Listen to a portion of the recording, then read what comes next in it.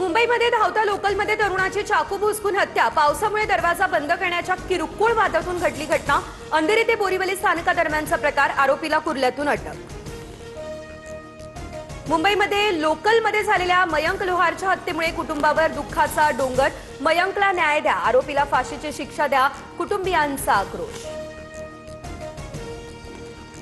महापौर रितू तावडे यांच्यासमोरच पालिका अधिकारी मॅनहॉलमध्ये पडला। पाहणी दौऱ्यावेळी सायन परिसरातील घटना। रितू तावडेंकडून कान उघडणी। मॅनहॉल उघडे आढळल्यास थेट कारवाईचा दिला इशारा।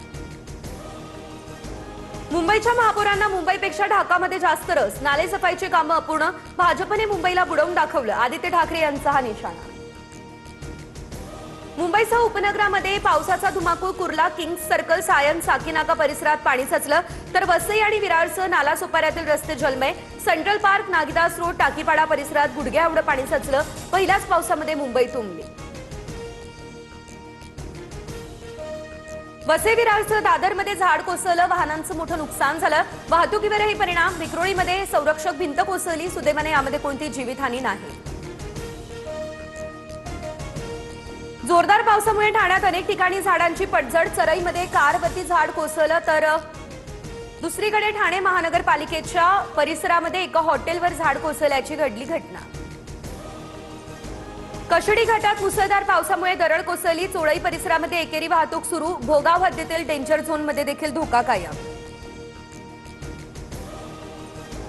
बीडमधील विलास घुले हत्या प्रकरणातील सर्व 9 आरोपी गजाआड। आरोपींना आज न्यायालयामध्ये हजर करणार, तर पुरवणी जबाबात बजरंग सोनवणे यांच्या मुलाचं नाव। तपासात तथ्य न आढळल्यास नाव वगळणार।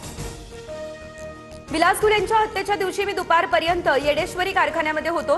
राजकीय द्वेषातून माझ्यावर आरोप केले जात आहेत, सौरभ सोनवणे यांचं हे वक्तव्य।